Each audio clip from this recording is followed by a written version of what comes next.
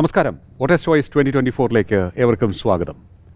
ഇപ്പോൾ നമ്മൾ ചർച്ച ചെയ്യാൻ പോകുന്നത് ആറ്റിങ്ങൽ ലോക്സഭാ മണ്ഡലത്തിലെ നിലവിലെ സാഹചര്യത്തെക്കുറിച്ചാണ്. സിറ്റിംഗ് MP അടൂർ പ്രകാശിന് എതിരാളിയായി രണ്ട് കരുത്തുറ്റ സ്ഥാനാർത്ഥികളുണ്ട്. CPMന്റെ അഡ്വക്കേറ്റ് വി ജോയ്, അതിനോടൊപ്പം തന്നെ വി മുരളീധരൻ കേന്ദ്രമന്ത്രി BJP സ്ഥാനാർത്ഥിയായും രംഗത്ത് വന്നിരിക്കുകയാണ്. പരിശോധിക്കാൻ നമുക്ക് ആറ്റിങ്ങൽ മണ്ഡലത്തെക്കുറിച്ച് ചർച്ചയിൽ പങ്കെടുക്കുവാനായി എത്തിയിരിക്കുന്നു രാഷ്ട്രീയ നിരൂപകൻ ഫക്രുദ്ദീൻ അലി, ഒപ്പം തന്നെ കേരള കൗമുദി അസോസിയേറ്റ് എഡിറ്റർ ശങ്കർ ഹിമഗിരി. ഇരുവർക്കും സ്വാഗതം വോട്ടേഴ്സ് ചോയ്സ് 2024. ആറ്റിങ്ങൽ മണ്ഡലത്തിലെ പോരാട്ടം ത്രികോണ മത്സരങ്ങളുടെ ഗണത്തിൽപ്പെടുത്തിയിരിക്കുന്നു. വളരെ ശക്തമായ മത്സരമാണ് നടക്കുന്നത്. എന്താണ് ഇപ്പോൾ നിലവിൽ കിട്ടിക്കൊണ്ടിരിക്കുന്ന റിപ്പോർട്ടുകൾ വെച്ച് നോക്കുമ്പോൾ ആർക്ക് മേൽക്കൈ എന്ന് പറയാൻ സാധിക്കുന്ന ഒരു സാഹചര്യത്തിലേക്ക് എത്തിയിട്ടുണ്ടോ? ജോയ് തന്നെയാണ്.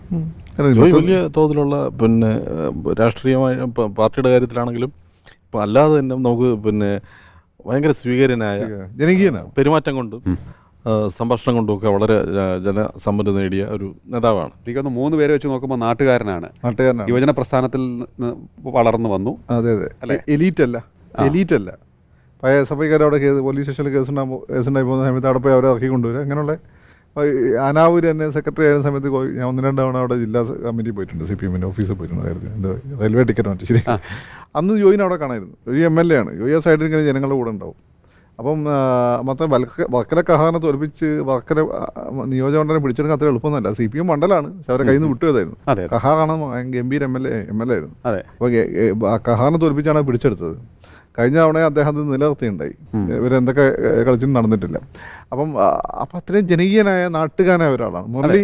മുരളി നാട്ടുകാരനല്ല. അതെ, അത് ഈ ജോയിയുടെ ജയത്തിന് വേണ്ടി, ജോയിയുടെ ഭൂരിപക്ഷം വർദ്ധിപ്പിക്കുന്നതിന് വേണ്ടി ഒരുപക്ഷെ തിരുവനന്തപുരത്ത് നിന്ന് തന്നെ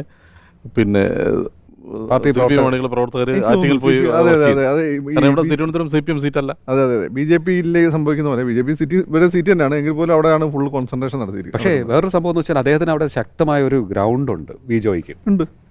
വലിയൊരു യുവജനങ്ങളുടെ ഒരു കൂട്ടം എപ്പോഴും ഉണ്ട്. പക്ഷേ അടൂർ പ്രകാശ് പുറത്തുനിന്ന് വന്ന ആളാണെങ്കിലും അസാധാരണമായ വേഗത്തിലാണ് അടൂർ പ്രകാശ് അവിടെ വലിയൊരു അടൂർ പ്രകാശിന്റെ ഒരു കാര്യം എന്ന് വെച്ചാൽ, അടൂർ പ്രകാശ് ഈ കൊതുകിനെ കൊണ്ട് പറഞ്ഞതിൻ്റെ കാര്യം. അടൂർ പ്രകാശ് പെട്ടെന്ന് നമ്മൾ കണ്ണുപിടില്ല, പക്ഷേ അടൂർ പ്രകാശ് എല്ലാ സ്ഥലത്തും ഉണ്ടാവും. അതാണ് അടൂർ പ്രകാശിൻ്റെ പ്രശ്നം.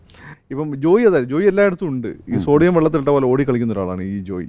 അതുപോലെ മുരളീധരൻ എന്ന് വെച്ചാൽ, മുരളീധരൻ കേന്ദ്രമന്ത്രി പൊതുവെ മലബാറിലേക്കുള്ള മസിലും എല്ലാം കൂടി ആയിട്ട് ആ പ്രദേശത്തുണ്ട് മുരളീധരൻ പക്ഷേ നാട്ടുകാരനല്ല. അടൂർ പ്രകാശ് നാട്ടുകാരനല്ല. മുരളീധരൻ ഈ പറഞ്ഞ പോലെ ഇപ്പോൾ വിദേശ മലയാളികളുടെ കാര്യത്തിലാണ്. ഇപ്പോൾ ഏറ്റവും അടുത്തുള്ള റഷ്യയിൽ കുടുങ്ങിയ മലയാളികളുടെ കാര്യത്തിൽ ഒരു മലയാളി മറ്റേ ഈ ഭാഗത്ത് ഉണ്ടായിരുന്നു, അഞ്ചുതെങ്ങ് ഭാഗത്തുള്ള. അപ്പോൾ അവരുടെയൊക്കെ വീട്ടിൽ പോവുകയും അവരെ കൊണ്ടുവരുന്നതിനൊക്കെ കോസ്റ്റൽ ബെൽറ്റ് ഇടതുപക്ഷത്തിനും UDFനും ഒക്കെ ആശ്രയിക്കാൻ പറ്റുന്ന, അവർക്ക് മാത്രം ആശ്രയിക്കാൻ പറ്റുന്ന ഒരു സ്ഥലമായിരുന്നു. അവിടേക്കൊക്കെ ഇപ്പോൾ കുടുംബയോഗങ്ങളുമായിട്ട് സജീവമാണ്. അല്ല, ശരിക്കും ഈ സൗത്ത് നിന്നുള്ള ആളാണ് ഇയാൾ. ഈ പറയുന്ന വെസ്റ്റേൺ കോസ്റ്റ് എന്നുള്ള ആളാണ് ആര്? ജോയ്. വർക്കലയാണ്. അതെ. ഇതെന്ന് വെച്ചാൽ ആസേത് ഹിമാചലം പോലൊരു മണ്ഡലം, വാമലപുരം പോലെയുള്ള കുറച്ച് ഹില്ലി ആയിട്ടുള്ള ലോ റേഞ്ച് പ്രദേശങ്ങൾ തൊട്ടിട്ട് ഇങ്ങ് വർക്കല വരെയുള്ള കടൽത്തീരം വരെയുള്ള പ്രദേശങ്ങൾ ഉൾക്കൊള്ളുന്ന മണ്ഡലമാണ്. ഏറ്റവും വലിയ പ്രത്യേകത, ഈ നിയമസഭാ മണ്ഡലങ്ങളെല്ലാം LDFന്റെ കയ്യിലാണ്. അവരുടെ സ്ട്രോങ് ഹോൾഡുമാണ്. അതെ. പക്ഷേ പണ്ടേ അവിടെ സ്ട്രോങ് ഹോൾഡാണ്. അന്ന് ഇദ്ദേഹത്തിൻ്റെ പേരിൽ R ശങ്കർ അവിടെ വെച്ചിട്ടുണ്ട്. അതുപോലെ തന്നെ വലാർ രവി വെച്ചിട്ടുണ്ട്. അതൊക്കെ ശരിയാണ്. തലേക്കുന്നിൽ വെച്ചിട്ടുണ്ട്. പക്ഷെ അത് LDFന്റെ സ്ട്രോങ് ഹോൾഡായിട്ടുമുണ്ട്. പിന്നെ സൈസബിൾ മുസ്ലിം പോപ്പുലേഷൻ ഉണ്ട്. ശ്രീ വർക്കല ആ മേഖലയിലാണ്. ഇപ്പോൾ അവിടെ ഒരു മാറ്റർ ഓഫ് കൺസേൺ ആയിട്ട് UDFന് മുന്നിലുള്ളത് ഈ മുസ്ലിം വോട്ട് ആര് നേടും എന്നുള്ളതാണ്. അത് ജോയിലേക്ക് പോകുമോ അതോ തങ്ങൾക്ക് തന്നെ ഉണ്ടാകും എന്നുള്ളതാണ് അവരുടെ ഒരു ചോദ്യം. ഈനാം വെച്ച് മരപ്പട്ടിയാവാൻ പാടില്ല. CPMന്റെ ചിഹ്നം ഈനാം വെച്ച് മരപ്പട്ടിയാവാൻ പാടില്ല. മുസ്ലിംസിന് നല്ല നിർബന്ധമുണ്ട്. മാത്രമല്ല അപ്പുറത്ത് മുരളീധരൻ ചിലപ്പോൾ ശക്തമായ എതിരാളിയായിരുന്നു. അപ്പോൾ മുരളീധരനെ നേരിടാൻ പറ്റിയ ആളാരാണ്. അപ്പോൾ എതിർപക്ഷത്ത് മുരളീധരൻ ആയതുകൊണ്ട് തന്നെ ഇപ്പം മുരളീധരൻ ഒരു BJP നേതാവ്, കേന്ദ്രമന്ത്രി എന്നുള്ളതിനപ്പുറത്ത് മോദിയുമായിട്ട് വളരെ അടുത്ത ബന്ധം സൂക്ഷിക്കുന്ന ആളാണ്. അപ്പോൾ ആ ഒരു ഭീതി ഒരുപക്ഷെ മുസ്ലിം വിഭാഗത്തിലെ ഉണ്ടായ കേരളത്തിലുള്ള നേതാക്കന്മാർ എനിക്ക് തോന്നുന്നു സുരേഷ് ഗോപി കഴിഞ്ഞാൽ, നേതാക്കൾ BJPക്കാരിൽ സുരേഷ് ഗോപി കഴിഞ്ഞാൽ രാജീവും കഴിഞ്ഞാൽ ഏറ്റവും കൂടുതൽ ബന്ധം ഇദ്ദേഹം മോഡിയായിട്ട് സൂക്ഷിക്കുന്ന മുരളിയെന്ന് തോന്നുന്നു. അപ്പോൾ ആ ഒരു ബന്ധം കാരണം തന്നെ ഈ മുസ്ലിങ്ങളുടെ വോട്ട് ഒരു മുരളീധരനെ എങ്ങനെ മുരളീധരനെതിരായിട്ടും BJPക്കാരുണ്ടാക്കാൻ സാധ്യതയുള്ള മുസ്ലിംസിനെതിരെയുള്ള, അതാണ് പേടിപ്പിച്ച് വെച്ചിരിക്കുന്നത്. അതിനെതിരെ ഫിസിക്കലി തടഞ്ഞു നിർത്താൻ പറ്റുന്ന ആരാണ്? കോൺഗ്രസ്സുകാർ ഡയലോഗ് അടിച്ച് ഇവിടെ ചാനലിൽ ഇരിക്കല്ലേ ഉള്ളൂ, അവിടെ ഫീൽഡിൽ ആൾ വേണ്ടേ, അത് CPM-മാർക്കല്ലേ പറ്റുള്ളൂ. സംഭവം ലോക്സഭാ തെരഞ്ഞെടുപ്പാണെങ്കിലും അതെ അതെ അപ്പം ഈ പ്രാദേശിക അടിസ്ഥാനത്തിൽ നമ്മൾ ചിന്തിക്കുന്നത് BJP പ്രതിരോധിക്കാൻ പറ്റിയ പാർട്ടി പക്ഷേ ഇപ്പോൾ വേറൊരു എന്നുള്ളത് സംഭവം പ്രാദേശിക അടിസ്ഥാനം നോക്കുകയാണെന്നുണ്ടെങ്കിൽ ഇപ്പോൾ കുറേ കഴിഞ്ഞ ലോക്സഭാ തെരഞ്ഞെടുപ്പിന് ശേഷം ഇപ്പോഴത്തെ സാഹചര്യം നോക്കുകയാണെന്നുണ്ടെങ്കിൽ അതിനുശേഷം നടന്ന തദ്ദേശ തെരഞ്ഞെടുപ്പുകളിൽ അന്നുണ്ടായിരുന്നതിനേക്കാൾ കൂടുതൽ സീറ്റുകൾ BJP നേടിയിട്ടുണ്ട്. BJPക്ക് അവിടെ ഞാൻ പറഞ്ഞല്ലോ, CPM-ന് അപജയം സംഭവിച്ചു കഴിഞ്ഞാൽ BJPക്ക് ഏറ്റവും കൂടുതൽ വളർച്ച ഉണ്ടാകാൻ സാധ്യതയുള്ള ഒരു മേഖലയാണ്. അവിടെ അത് സൈസബിൾ ആയിട്ടുള്ള ഈഴവ കമ്മ്യൂണിറ്റി ഉണ്ട്. അപ്പം BJPയെ സംബന്ധിച്ച് കേരളത്തെ വളർച്ചയ്ക്ക് ഏറ്റവും കൂടുതൽ തടസ്സം നിൽക്കുന്ന ഈഴവ കമ്മ്യൂണിറ്റിയിൽ നിന്ന് കൂടുതൽ ആളുകൾ ആ പാർട്ടിയിലേക്ക് ആകർഷിക്കപ്പെട്ടില്ല. BDS-നൊക്കെ ഇറക്കി ഒരു കളി അവൾ കളിക്കാൻ നോക്കിയിട്ടുണ്ടെങ്കിൽ തന്നെ ആ മേഖല എനിക്ക് തോന്നുന്നു ശിവഗിരി ആശ്രമത്തിനൊക്കെയാണ് കുറച്ചും കൂടി ഒരു സ്വാധീനമുള്ളൊരു മേഖല എന്നല്ലേ എനിക്ക് തോന്നിയിട്ടുള്ളത്. അപ്പം CPM-ഉം വൺസ് ഒരു ഒന്ന് പിന്നോട്ടടിച്ചാൽ അവിടെ BJP ഇരച്ചിക്കും. അവിടെയുള്ള ഈഴവ കമ്മ്യൂണിറ്റിയെ സംബന്ധിച്ചിടത്തോളം അവർ ഹിന്ദു മാത്രമല്ല, കുറച്ച് ഹിന്ദുത്വത്തും കൂടി താല്പര്യമുള്ള ആളുകളായി എനിക്ക് പലപ്പോഴും തോന്നിയിട്ടുണ്ട്, ഈ സിറ്റിയിലുള്ള ആളുകളെ പോലെയല്ല. അപ്പോൾ അതുകൊണ്ട് BJPയെ സംബന്ധിച്ചിടത്തോളം ഭാവിയിൽ വളരെ പ്രതീക്ഷ വെക്കാവുന്നതുമുണ്ട്. പക്ഷേ ഈ ഇലക്ഷനിൽ അടൂർ പ്രകാശും ജോയും തമ്മിലാണ് മത്സരം. അല്ല, അടൂർ പ്രകാശ് ഒരു എലീറ്റാണ് കുറച്ചൊക്കെ, അതാണ് അടൂർ പ്രകാശിൻ്റെ ഒരു നെഗറ്റീവ്. പക്ഷേ എല്ലായിടത്തും അദ്ദേഹം എത്തും. അതേ ഭയങ്കര ടാക്ടീഷ്യനാണ്. കഴിഞ്ഞ തവണ തന്നെ എത്ര കള്ളവോട്ടാണ് പിടിപ്പിച്ചത്. അതെ, സത്യത്തിൽ കോൺഗ്രസിൻ്റെ വോട്ട് അങ്ങനെ നിൽക്കുകയും കള്ളവോട്ട് പിടിപ്പിക്കുകയും LDF-ന്റെ 14% വോട്ട് പോകുന്നപ്പോൾ BJP-യുടെ 11% വോട്ട് കൂടി. ഇതാണ് ഈ പറയുന്ന ശോഭാ സുരേന്ദ്രൻ്റെ ഇമ്പോർട്ടൻസ്. ഇത് എങ്ങനെ കൂടിയെന്നുള്ളത് 14% അവിടെ കൃത്യമായി കുറയുന്നു, 11% അവിടെ കൂടുന്നു. അപ്പോൾ അത് 2014 മോഡി വേവിനെക്കാട്ടും കൂടി. 2014 മോഡി വേവ് ഉണ്ടായത്. പക്ഷേ ശോഭാ സുരേന്ദ്രൻ വന്നതോടുകൂടി അവിടെ ചിത്രം അങ്ങോട്ട് മാറുകയാണ്. ശോഭ എങ്ങനെ സ്വാധീനിച്ചു എന്നുള്ളത് ആരായിരിക്കും? എനിക്കത് മിക്കവാറും സ്ത്രീകളായിരിക്കും. അല്ല, ഇപ്പോൾ ഈ അടൂർ പ്രകാശ് കള്ളവോട്ട് കഴിഞ്ഞ പ്രാവശ്യം പിടിച്ചു എന്ന് പറഞ്ഞാൽ ഈ പ്രാവശ്യവും 1,40,40,000 കള്ള വോട്ടുകൾ അദ്ദേഹം ശ്രദ്ധയിൽപ്പെടുത്തി അത് റിമൂവ് ചെയ്തിട്ടുണ്ട് ഇപ്രാവശ്യവും അടൂർ പ്രകാശ്. അപ്പോൾ വളരെ ടാക്റ്റിക്കൽ മൂവ് നടത്തുന്നതിൽ മിടുക്കനാണ് അടൂർ പ്രകാശ്. അദ്ദേഹത്തിൻ്റെ പ്രാഗൽഭ്യം ഇപ്പോഴും നമുക്ക് മണ്ഡലത്തിൽ കാണാൻ സാധിക്കും. ഒരു കാര്യത്തിലേ ഉള്ളൂ, ഈ പറഞ്ഞ സമ്പത്ത് സിറ്റി താമസിക്കുന്ന ഒരാളാണ് അടൂർ പ്രകാശ്, ആ മണ്ഡലത്തിലുള്ള ആളാണ്. ഇപ്പം ഈ കള്ളവോട്ട് കൊണ്ട് മൈനസ് ആക്കിയ പോലെ അവിടെ LDF ജയിക്കേണ്ടതാണ്. അവർ BJPക്ക് പോയ വോട്ടുകളാണ്. ആ BJPക്ക് പോയ വോട്ടുകൾ തിരിച്ചു കൊണ്ടുവരാൻ, അതിലൊരു പങ്ക് തിരിച്ചു കൊണ്ടുവരാൻ ജോയിക്ക് പറ്റിക്കഴിഞ്ഞാൽ ജോയി അവിടെ ജയിക്കും. ഈ കഴിഞ്ഞ പ്രാവശ്യം 2,48,000 വോട്ടാണ് ശോഭാ സുരേന്ദ്രൻ അവിടെ പിടിച്ചത്. ഏതാണ്ട് 3 ലക്ഷത്തിനടുത്ത് സുരേന്ദ്രൻ പിടിച്ചിട്ടുണ്ട്. അത് പക്ഷേ ശബരിമലയുടെ കേന്ദ്രമായിട്ടുള്ള ആ പ്രദേശത്തായതുകൊണ്ടാണ്. പത്തനംതിട്ട അത് ഞാൻ അത്ര ഇമ്പോർട്ടൻസ് കൊടുക്കുന്നില്ല. കഴിഞ്ഞാണ് BJP സബ്സ്റ്റാൻഷ്യലായിട്ടുള്ള ഒരു ലീപ്പ്, ഒരു വലിയ ചാട്ടം നടത്തിയിട്ട് ഒന്ന് തൃശ്ശൂരും ഒന്ന് ഈ ആറ്റിങ്ങലുമാണ്. തൃശ്ശൂർ 28% ഈ പറഞ്ഞ സംഖ്യ വോട്ട് പിടിക്കുക എന്ന് പറഞ്ഞാൽ വേറെ ഒരു ഫാക്ടറിന്റെ പേരിലല്ല, BJP വോട്ടാണ്. CPM-നാണ് ഈ വോട്ട് പോയത്. നമ്മളിപ്പോൾ എടുത്തു നോക്കുന്ന സമയത്ത് CPM-ന് 11% കുറഞ്ഞു, BJP 14% കൂടുന്നു. BJP-യുടെ ഗ്രാജുവലായിട്ടുള്ള ഇൻക്രീസ് നിങ്ങൾ 3% കൂട്ടിക്കോ. ശബരിമല എങ്ങനെയുള്ള ഫാക്ടർ ഉണ്ടായിരുന്നല്ലോ. ബാക്കിയുടെ ഈ 11% അവിടുന്ന് വന്നാണ്. അതെങ്ങനെ വന്നു? അത് ശോഭാ സുരേന്ദ്രൻ്റെ ഒരു സാന്നിധ്യം, അതുപോലെ BJP-യുടെ ഒരു പ്രോ മെന്റാലിറ്റി, ഇതെല്ലാം കൊണ്ട് തന്നെ ആയിരിക്കും. അതുപോലെ തന്നെ ഈ BJP-യുടെ വോട്ട് ഷെയർ ഇത്തവണ വർദ്ധിക്കാൻ സാധ്യതയുണ്ട്. ഇത്തവണ ചെറിയ 24 ചിലപ്പോൾ 28 ആ രീതിയിലൊക്കെ പോകാൻ മതി. BJP-യോടെ ഭയങ്കര പ്രവർത്തനം നടത്തുന്നുണ്ട്. LDF-നെ സംബന്ധിച്ചും NDA സംബന്ധിച്ചും ഇവിടെയുള്ള CPM BJP പ്രവർത്തകർ ആറ്റിങ്ങിൽ പോയി പ്രവർത്തിക്കുകയാണ്. അപ്പോൾ ഇതെല്ലാം ആകുമ്പോഴും ജോയിക്ക് വലിയൊരു മേൽക്കൈ എനിക്കും അങ്ങനെ തന്നെ തോന്നി. കാരണം ജോയിൻ്റെ ഒരു പ്രശ്നം വെച്ചാൽ കോൺഗ്രസ്സുകാരാണ് അട്ടേക്ക് ഒറ്റ സിയാരിനാണല്ലോ. എല്ലാവരും ഇങ്ങനെ കഥ കെട്ടി ചിരിച്ചുകൊണ്ടിരിക്കുമല്ലോ, കൈത്തറക്കുമ്പോൾ ചിരിച്ചുകൊണ്ടിരിക്കുക, അതല്ല കോൺഗ്രസ്സുകാരുടെ സ്വഭാവം. പക്ഷേ CPM-ന് മസിലാണ്. ഈ മസിലില്ലാത്ത ഒരാളാണ് ജോയി. അതെ, മസിലില്ലാത്ത ഒരാളാണ്. എല്ലാവർക്കും പൊതുവെ എല്ലാ വീട്ടിലും എത്തും, എല്ലാ കാര്യത്തിലും തീർച്ചയായിട്ടും. ഞാനും പലപ്പോഴും പാർട്ടി ഓഫീസിൽ പോയി കണ്ടിട്ടുണ്ട്. ജില്ലാ സെക്രട്ടറി എന്നുള്ള നിലയിൽ പുള്ളിയുടെ ഇടപെടലും CPM-മാരോട് സംസാരിക്കുന്നത് തോന്നില്ല. അതാ പ്രശ്നം. വേറെ ചില ആളുകളെ കണ്ടാൽ നമ്മൾ പിന്നെ ആ ഏരിയ അത് നോക്കില്ല. പക്ഷെ അതുപോലെ അല്ല ജോയിയുടെ കാര്യം. പക്ഷേ ഈ ജോയിയുടെ ഈ വ്യക്തിപരമായ ഈ നേട്ടങ്ങൾക്കപ്പുറത്ത് രാഷ്ട്രീയമായ എന്ത് പ്രതികൂല ഘടകം ആറ്റിങ്ങലിൽ CPM-നുണ്ട്? CPM-ന് BJP-ക്ക് ഒരു ഗ്രാജുവലായി വളർച്ചയുണ്ട് അവിടെ, അത് സത്യമാണ്. കാരണം അതൊരു തരത്തിലുള്ള CPM-ന് ഇപ്പം വൻതോതിൽ ഈ ആറ്റിങ്ങൽ പ്രദേശം വേറൊരു പ്രശ്നമുണ്ട്. അവിടെ മുസ്ലിങ്ങളും ഈ ഈഴവ കമ്മ്യൂണിറ്റിയായിട്ട് നല്ല ബന്ധമൊക്കെയാണ്. അതേസമയം തന്നെ അവിടെ ഹിന്ദുത്വത്തിൻ്റെതായ ഒരു സംഭവം ഈഴവാസിൻ്റെ ഇടയിലുണ്ട്. അപ്പോൾ അവിടെ CPM-ൽ ഇപ്പം അത് ക്യാപിറ്റലൈസ് ചെയ്യാനാണ് BJP ശ്രമിക്കുന്നത്. എങ്ങനെയാണെന്ന് വെച്ചാൽ ഇപ്പം കുറച്ച് ഈഴവ പ്രമാണിമാരുണ്ടായിരുന്നു. ഇപ്പം ആനത്തലവട്ടം ആനന്ദൻ, അവരൊക്കെ മരിച്ചുപോയി. ഇപ്പോൾ സമ്പത്തിൻ്റെ അച്ഛൻ അനിരുദ്ധൻ സഖാവ്, ഇവരൊക്കെ മരിച്ചുപോയി. സമ്പത്ത് അനിരുദ്ധ സഖാവിനെ പോലെ അങ്ങനെ ഒരു ബുദ്ധിജീവിയാണ്, അങ്ങനെ ജനകീയനല്ല. അനിരുദ്ധ സഖാവ് ഭയങ്കര ജനകീയനായിരുന്നു. അപ്പോൾ ആ സമയത്താണ് ഇവിടെ വൻതോതിൽ മുസ്ലിങ്ങൾ ഇപ്പം CPM-ലേക്ക് വരുന്നുണ്ട്. മുസ്ലിങ്ങൾ വരുന്നതെന്ന് വെച്ചാൽ അവർ ഒന്ന് CPM-ൻ്റെ ഒരു പ്രസക്തി മനസ്സിലാക്കിക്കൊണ്ട്, 2 ഈ BJP-ക്കെതിരെ ഒരു ഫിസിക്കലി ഒരു റെസിസ്റ്റൻസ് നടത്താൻ ഇവരൊക്കെ പറ്റും എന്നുള്ള ഫീൽഡിലാണ്. ഇത് പലപ്പോഴും അവിടെയുള്ള പിന്നെ ഞങ്ങളൊക്കെ ഇത്രയും കാലം വർക്ക് ചെയ്ത് എന്തിനാണ്? സ്വാഭാവികമായിട്ട് അവർ വരുന്ന സമയത്ത് മുസ്ലിംസിൻ്റെ ഈ പൈസ ഉണ്ട്, സംഘടിതരാണ്, സംഘടിത വോട്ട് കൊണ്ടുവരാൻ പറ്റും. അല്ല, ആറ്റിങ്ങൽ വേറൊരു പ്രശ്നമുണ്ട്. ആറ്റിങ്ങൽ പല ക്ഷേത്രങ്ങളും മുസ്ലിങ്ങളും ഹിന്ദുക്കളും കൂടി ഉത്സവം നടത്തുന്ന സ്ഥലങ്ങളാണ്. അത് നല്ല ബന്ധവും കൂടിയുള്ള സ്ഥലമാണ്. അതേസമയം തന്നെ ഏറ്റവും കൂടുതൽ ഗുണ്ടാ സംഘടനകൾ തിരുവനന്തപുരം ജില്ലയിൽ നടക്കുന്നതും ഈ പ്രദേശത്താണ്. കഴക്കൂട്ടത്തിൻ്റെ വടക്കോട്ടും കൊല്ലത്തിൻ്റെ തെക്കുമായി കിടക്കുന്ന പ്രദേശങ്ങളാണ്. ഇങ്ങനെയൊക്കെ ഒരു വല്ലാത്തൊരു പ്രത്യേകത ഉള്ളൊരു പ്രദേശമാണ്. ഈ പ്രത്യേകത എനിക്കിപ്പം തോന്നുന്നൊരു പ്രധാനപ്പെട്ട ഫാക്ടർ എന്ന് വെച്ചാൽ അവിടെ ഹിന്ദുത്വ രാഷ്ട്രീയത്തിന് പതുക്കെ ഈഴ കമ്മ്യൂണിറ്റിയുടെ ഇടയിൽ വേരുകൾ ഉണ്ടായി വരുന്നു. അല്ല, ആ സ്ഥലത്ത് ഏറ്റവും വേറൊരു വിഷയം എന്ന് പറഞ്ഞാൽ ജനകീയരായ നേതാക്കളുടെ കുറവ്. ഇപ്പോൾ ജോയ് അല്ല എന്നുണ്ടെങ്കിൽ ആരെ മത്സരിപ്പിക്കുമായിരുന്നു?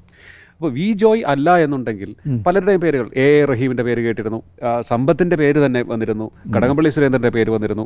ഇതിൽ മറ്റേത് നേതാവ് വന്നിരുന്നുവെങ്കിൽ പോലും ഇത്രയും ഒരു മുന്നേറ്റം ഉണ്ടാക്കാൻ പറ്റില്ലായിരുന്നു. അത് ഉറപ്പാണ്. അത് ഈ പറഞ്ഞ ഫാക്ടറാണ്. BJPയുടെ വളർച്ച അവിടെ വളരെ ശക്തമായിട്ട് നടക്കുന്ന ഒരു മണ്ഡലമാണ് ആറ്റിങ്ങൽ എന്നുള്ള കാര്യത്തിൽ യാതൊരു സംശയവുമില്ല.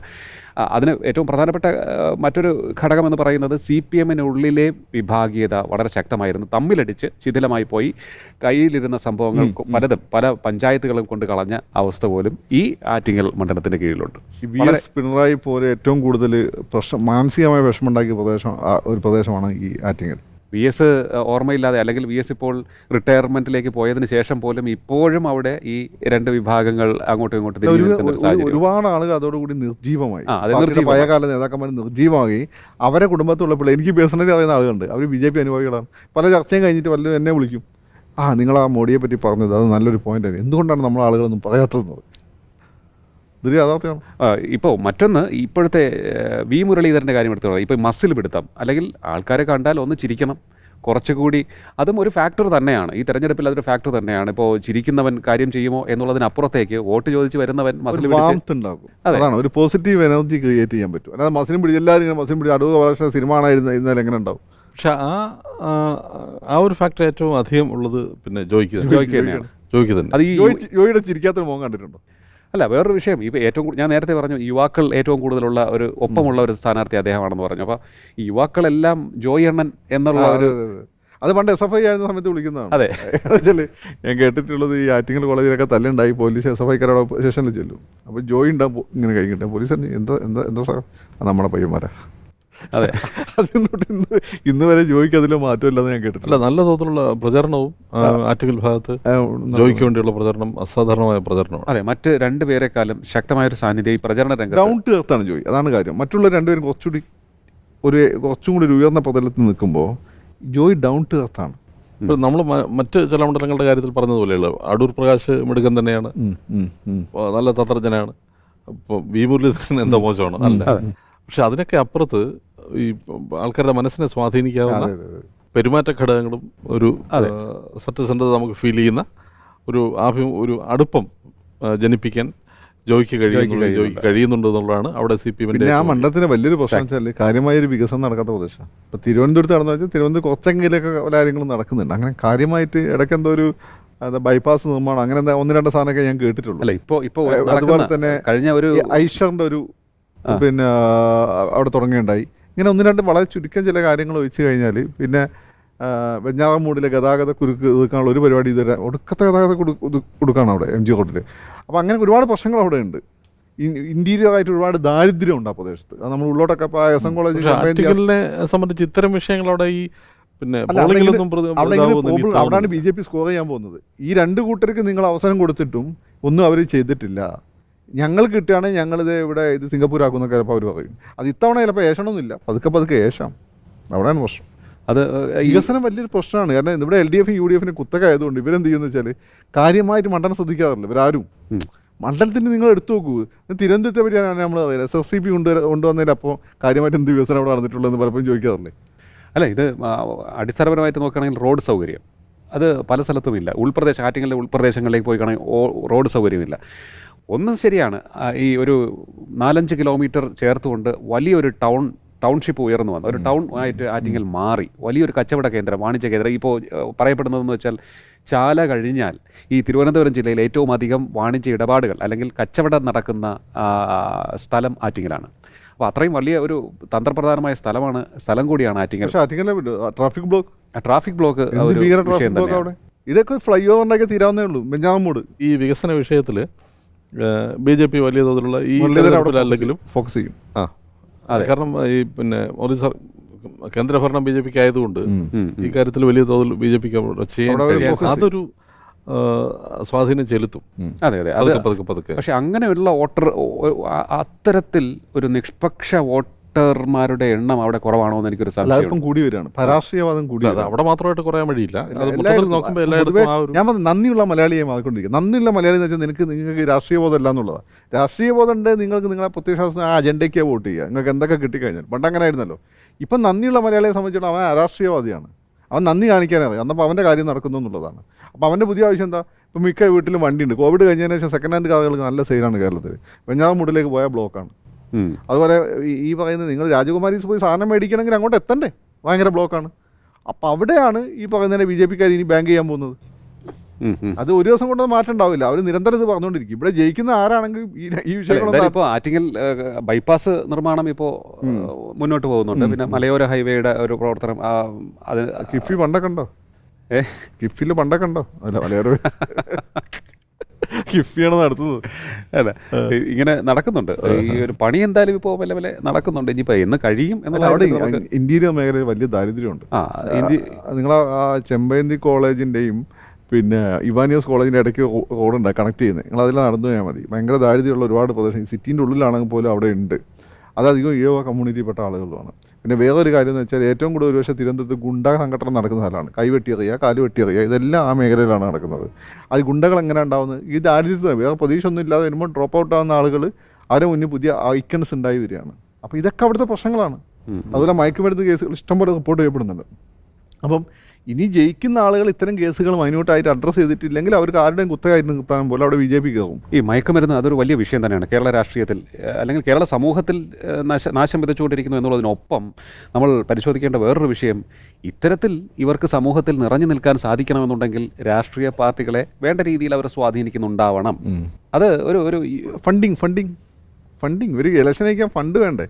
ഞാനതിപ്പോൾ കൂടുതലും പറയുന്നില്ല, കാരണം നമ്മളതിൽ കോൺക്രീറ്റ് തെളിവ് കിട്ടിയാണ്. പക്ഷേ ഫണ്ടിങ്ങുമായിട്ട് ബന്ധപ്പെട്ട് വൻതോതിൽ മയക്കുമരുന്ന് മാഫിയ കേരളത്തിലുണ്ട്. അതൊരു സത്യമാണ്. അത് കുടുംബങ്ങൾ ഉണ്ടാക്കുന്ന പ്രശ്നമുണ്ട്. ബി ജെ പിക്കാർ ബേസിക്കലി ഇതിനെതിരാണ്. അവർ ഈ എ ബി പിക്കാർ ഏത് ക്യാമ്പസിലുണ്ടോ അവർ ഈ ഒരു വിഷയത്തിൽ, ബാക്കി സഭ വലിയ വ്യത്യാസം എനിക്ക് ഫീൽ ചെയ്തത്. പക്ഷേ മയക്കുമരുന്നിനെതിരെ ശക്തമായ നിലപാട് അവരെടുക്കാറുണ്ട്. അപ്പോൾ മയക്കുമരുന്നിനെതിരെ ശക്തമായ നിലപാടുകൾ അത് കേരളത്തിൻ്റെ ആവശ്യമാണ്. എസ്പെഷ്യലി ഈ അർബൺ മേഖലയോട് ഇപ്പോൾ 2 നഗരങ്ങൾക്കിടയിൽ കിടക്കുന്ന ഒരു ഗ്രാമീണ മേഖലയാണ് ഈ മണ്ഡലം. 2 പ്രധാന റോഡുകൾ കടന്നു പോകുന്നുണ്ട്. ഒന്ന് മെയിൻ സെൻട്രൽ റോഡ് MC റോഡും കടന്നു പോകുന്നുണ്ട്, ഇപ്പോൾ ഹൈവേയും കടന്നു പോകുന്നുണ്ട്. ഇതിൻ്റെ ഇടയിൽ അങ്ങോട്ടും ഇങ്ങോട്ടും കൊല്ലത്തേക്കും തിരുവനന്തപുരത്തേക്കും വളരെ എളുപ്പം പോകാൻ പറ്റും. അത് തെന്മല കയറിയിട്ട് തമിഴ്നാട്ടിലേക്കും പോകാൻ പറ്റും. അങ്ങനെ ഒരു ഏരിയ ആണത്. അപ്പം ഈ ഏരിയയിൽ ഈ ദാരിദ്ര്യവും കഷ്ടപ്പാടുള്ള സമയത്ത് ആളുകൾ ഇന്ന് ഈ പറയുന്ന ഇത്തരം മേഖലകളിലേക്ക് അവർ പോവും. അപ്പോൾ ആ മേഖലയിൽ അവരെ ശ്രദ്ധ മാറ്റി വിടണമെങ്കിൽ അവിടെ കൃത്യമായ പദ്ധതിയോട് കൂടിയിട്ട് പ്രവർത്തിക്കേണ്ടതായിട്ടുണ്ട്. അതായത് അവിടെ എന്തെങ്കിലും പുതിയ നല്ല വ്യവസായ സ്ഥാപനങ്ങളോ അല്ലെങ്കിൽ എന്തെങ്കിലും ഇൻവെസ്റ്റ്മെൻറ്റ് വരണം. അതല്ലെങ്കിൽ നല്ല ബോധവൽക്കരണം നടത്തിയാൽ അത് പട്ടിണി തീരില്ലല്ലോ. അപ്പോൾ ആ രീതിയിലുള്ള ഒരു ക്രിയാത്മകമായിട്ടുള്ള ഇടപെടൽ വേണം. അവിടത്തുള്ള ഫോഴ്സിന് ഉപയോഗപ്പെടുത്താൻ പറ്റില്ല, അല്ലെങ്കിൽ ഇവർക്ക് ജീവിക്കണ്ടേ? ജീവിക്കാനുള്ള സാധ്യത ഇപ്പോഴത്തെ നമ്മൾ തിരിച്ചു സംബന്ധിച്ച് CPM-ന് നിർത്താൻ പറ്റുന്ന ഏറ്റവും മിടുക്കനായ ഏറ്റവും വിജയം ഉറപ്പാക്കാവുന്ന സ്ഥാനാർത്ഥി എന്ന് പറയുന്നത് മറ്റു പലരെ താരതമ്യം ചെയ്യുമ്പോഴും ജോയി തന്നെയാണ്. അതെന്ന് വെച്ചാൽ ഇപ്പം CPM ചില സമയത്ത് തെറ്റായ സമയത്ത് വളരെ തെറ്റായ തീരുമാനങ്ങൾ എടുക്കാണ്. ഇത് ശരിയായ സമയത്ത് എടുത്തത് ശരിയായ തീരുമാനമാണ്. കാരണം ജോയി അല്ല വേറെ ആരെയും നമുക്ക് അവിടെ ആലോചിക്കാൻ പറ്റില്ല. വേറെ MLA-മാരെ കിടക്കും, ഭാവന ഒരു MLA ഉണ്ട്, പക്ഷേ അദ്ദേഹം ജോയിയുടെ വിസിബിലിറ്റി ഇല്ല, അതാണ് കാര്യം. ബാക്കി എല്ലാ MLA-മാരും അവിടെ CPM-ൻ്റെ ആളുകൾ തന്നെയാണല്ലോ. ഒരു CPI-ൻ്റെ ഒരു മന്ത്രി ചോദിച്ചാൽ ബാക്കിയെല്ലാം CPM-ൻ്റെ ആളുകൾ തന്നെയാണ്. സതീഷുണ്ട്, പക്ഷേ ജോയിയുടെ ഒരു പ്രസൻസ് അത് നിങ്ങളെ ഇവരെല്ലായിടത്തും ജോയി ഇങ്ങനെ മാറി. ഇപ്പം പാകിസ്ഥാൻ ക്രിക്കറ്റ് ടീമിലെ എല്ലാം ഭീകരന്മാരായിരുന്നു ഒരു കാലത്ത്, പക്ഷേ ആ ഭീകരന്മാരെ കൂടെ ഇമ്രാൻഖാൻ പെട്ടെന്ന് ശ്രദ്ധിക്കപ്പെടുമായിരുന്നു. അതുപോലെയാണ് ഈ ജോയി. അദ്ദേഹം ജില്ലാ സെക്രട്ടറിയാണ്. ജില്ലാ സെക്രട്ടറി സ്ഥാനത്തേക്ക് വന്നു, സംസ്ഥാന സമിതിയിലേക്ക് വരുന്നു. അപ്പോൾ അങ്ങനെ പാർട്ടിയിലും ഉയർച്ച കൈവരിച്ചു, ജനങ്ങളുടെ ഇടയിലും സ്വീകാര്യത വർദ്ധിച്ച ഒരു നേതാവാണ് അടുത്ത കാലത്ത്. ഇതിൻ്റെ പ്രോബ്ലം ഇതാണ്, ഇത്തരം ഈ മണ്ഡലത്തിൽ കാര്യമായിട്ട് ഒരു വികസനം ഇവർ എല്ലാവരും MLA അതൊരു ഫാക്ടർ തന്നെയാണ്. നമ്മളിപ്പോൾ ഇത്തരം ചർച്ചകൾ ഉന്നയിക്കേണ്ട ഒരു പ്രധാനപ്പെട്ട ഘടകമാണ്. ആര് ജയിക്കും എന്നുള്ളത് ജോയി ജയിക്കാനാണ് സാധ്യത. പക്ഷേ അവിടെ ഇപ്പം നാളെ ഇവർക്ക് ഇത് കൈവിട്ട് പോകാതിരിക്കണം. ഈ മേഖലയിൽ അവർ ശ്രദ്ധിക്കണം. കാരണം നിങ്ങൾ ഓരോ മാറി വോട്ട് നിങ്ങളുടെ ജീവിതത്തിൽ മാറ്റം വന്നില്ല, പിന്നെ നിങ്ങൾ ഭ്രാന്താണ് അങ്ങനെ മാറി വോട്ട്. എസ്പെഷ്യലി പുതിയ പിള്ളേർ എന്താണ് നന്ദിയുള്ള പിള്ളേരാണ്. അല്ല, അവിടെ വികസനം കടന്നു വന്നാൽ ജനങ്ങളുടെ ജീവിതം മാറിയേക്കാവുന്ന ഒട്ടേറെ പദ്ധതികൾ, ടൂറിസവുമായി ബന്ധപ്പെട്ട്, വാട്ടർ ടൂറിസവുമായി ബന്ധപ്പെട്ട് ഒട്ടേറെ പദ്ധതികൾ നടപ്പിലാക്കാൻ സാധിക്കുന്ന ഒരു പ്രദേശമാണ് ഈ ആറ്റിങ്ങൽ നിയോജകമണ്ഡലത്തിന് ലോക്സഭാ ശിവഗിരിയൊക്കെ ആയിട്ട് ബന്ധപ്പെട്ടിട്ട് ഈ പറയുന്ന പിൽഗ്രിം ആ ഒരു മേഖല കൂടുതൽ ശ്രദ്ധിക്കാൻ പറ്റുന്നതാണ്. അങ്ങനെ ഒരുപാട് കോളേജുകളുണ്ട് അവിടെ. ആറ്റിങ്ങൽ കോളേജ് ഉണ്ട്, അങ്ങനെ പല കോളേജുകൾ. അപ്പം ഈ കോളേജുകളെല്ലാം തന്നെ ഇക്ബാൽ കോളേജ് ഉണ്ട്. അപ്പോൾ ഈ കോളേജുകളിലെല്ലാം തന്നെ എന്തെങ്കിലും പുതിയ തരത്തിലുള്ള കോഴ്സുകൾ കൊണ്ടുവരിക, സോഷ്യലി റെസ്പോൺസിബിൾ ആയിട്ടുള്ള ചില ഔട്ട്റീച്ച് പരിപാടികൾ സംഘടിപ്പിക്കുക, ഇങ്ങനെയൊക്കെ ചെയ്യണം അവിടെ, ഇല്ലെങ്കിൽ കൈവിട്ടു പോകും. അതെ, അങ്ങനെ വികസനം. വേറൊരു കാര്യമുണ്ട്, അത് നിങ്ങൾ ശ്രദ്ധിക്കുക, അവിടെ മുസ്ലിംസ് എക്സ്ട്രീംലി റിച്ച് ആണ്. അവരുടെ കുഴപ്പമൊന്നുമില്ല, ഗൾഫിൽ പോയി കഷ്ടപ്പെട്ടുണ്ടാക്കുന്ന കാശാണ്, ഈ ആട് ജീവിതം പോലെയൊക്കെ കഷ്ടപ്പെട്ടുണ്ടാക്കുന്ന കാശാണ്. പക്ഷേ ഇവിടെ നിന്ന് ഹിന്ദുസിനെ സംബന്ധിച്ച്, അവിടെ പാവപ്പെട്ട ഈഴവനെ സംബന്ധിച്ചിടത്തോളം അവൻ്റെ ജീവിതത്തിൽ ഒരു മാറ്റം, അവനിങ്ങനെ ദാരിദ്ര്യത്തിലേക്ക് പോകുന്നു. ഇവരിങ്ങനെ വലിയ ആളുകൾ, അത് അസൂയ ഉണ്ടാക്കും, മനുഷ്യന്മാരല്ലേ. അതെ, അപ്പോൾ ആ ഗ്യാപ്പ് നമ്മൾ കുറച്ച് കൊണ്ടുവരണം. അതെ, മുസ്ലിങ്ങൾ മാത്രമല്ല, എല്ലാ വിഭാഗത്തിലും വിദേശ മലയാളികൾ ഒട്ടേറെ ഉള്ള സ്ഥലമാണ്. അത് ഗൾഫ് മാത്രമല്ല, UK ഒട്ടേറെ പേരുണ്ട്, കാനഡയിൽ പോയി ഇപ്പോൾ സെറ്റിലായിട്ടുള്ള കുറേ പേരുണ്ട്, അതുപോലെ തന്നെ സിംഗപ്പൂർ, മലേഷ്യ, ഇങ്ങനെ ഒട്ടേറെ സ്ഥലങ്ങൾ. മുസ്ലിംസ് തമ്മിലുള്ള വ്യത്യാസം എന്താ പറയുക? മുസ്ലിംസ് ഏത് സ്ഥലത്ത് അവർക്ക് ഇവിടേക്ക് തന്നെ തിരിച്ചു വരാൻ ആഗ്രഹിക്കുന്ന ആളുകളാണ്. ക്രിസ്ത്യൻസിനെ സംബന്ധിച്ച് അവരവിടെ ഹാപ്പിയാണ്. സിംഗപ്പൂർ പോയാൽ, അമേരിക്ക പോയാൽ അവനവിടെ സെറ്റിൽ ചെയ്യും. വീട്ടിലാണ് പിന്നെ അപ്പച്ചനും അമ്മയും പിന്നെ ഒരു വലിയ പട്ടിയും ഉണ്ടാവും, അതേ വീട്ടിലുണ്ടാവുള്ളൂ. പക്ഷേ മുസ്ലിംസ് അതല്ല, അവർ തിരിച്ചു വന്ന് ഇവിടെ ഇൻവെസ്റ്റ് ചെയ്യും. മാത്രമല്ല മുസ്ലിംസ് ഷോ ഓഫ് കുറച്ച് കൂടുതലാണ്. ബെൻസ് കാറൊക്കെ എടുത്ത് അങ്ങോട്ടും ഇങ്ങോട്ടും. അപ്പോൾ നിങ്ങളെ കൂടെ പഠിച്ച ആളായിരിക്കും, അത് 10ാം ക്ലാസ് തോറ്റു അവൻ ബെൻസ് കാർ തിറങ്ങി, നിങ്ങൾക്കൊരു വിഷമം തോന്നും. ഇതിങ്ങനെയൊക്കെയാണ് പല സ്ഥലത്തും വർഗീയത ഉണ്ടായിട്ടുള്ളത്. അപ്പോൾ അത് അവിടെ അഡ്രസ്സ് ചെയ്യുക, അത് ഏറ്റവും നന്നായി അഡ്രസ്സ് ചെയ്യാൻ പറ്റുന്ന പാർട്ടി CPM ആണ്. CPM 2 കൂട്ടരുണ്ട്. അവിടെയാണ് ഞാൻ പറഞ്ഞത്, ഈ ഇഴവൊക്കെ തോന്നാൻ സാധ്യതയുള്ള ഒരു ഏലിയനേഷൻ. എങ്ങനെ സംഭവിക്കില്ല നിങ്ങൾ പറഞ്ഞത്, നമ്മളൊക്കെ മനുഷ്യന്മാരാണ്, നമുക്കിതൊക്കെ ഉണ്ടാവും.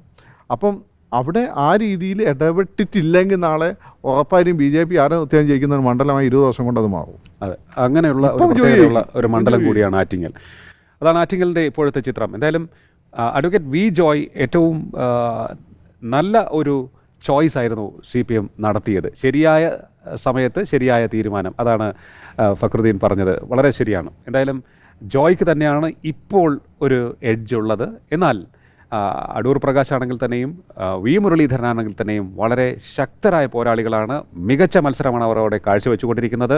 അവസാന നിമിഷം ഇനിയുള്ള ആഴ്ചകളിലും കാറ്റ് മാറി വീശാൻ സാധ്യതയുണ്ട് എന്നുള്ളതാണ് മറ്റൊരു വിഷയം. എന്തായാലും കാത്തിരുന്ന് കാണാം, ആറ്റിങ്ങൽ ഇനി എന്തെങ്കിലും അടിയൊഴുക്കുകൾ സംഭവിക്കുമോ, വരാൻ പോകുന്ന ആഴ്ചകളിലെ പ്രചരണം ആർക്ക് കൂടുതൽ കാര്യങ്ങൾ അനുകൂലമാക്കും, അതോ പോരാട്ടം മാറ്റിമറിക്കുമോ എന്ന്. ചർച്ചയിൽ പങ്കെടുത്ത ഫക്രുദ്ദീൻ അലി, ഒപ്പം തന്നെ കേരള കൗമുദി അസോസിയേറ്റ് എഡിറ്റർ ശങ്കർ ഹിമഗിരി, ഇരുവർക്കും നന്ദി. വോട്ടേഴ്സ് വോയിസ് 2024 ഇന്നത്തെ അധ്യായം ഇവിടെ പൂർണ്ണമാകുന്നു. നമസ്കാരം.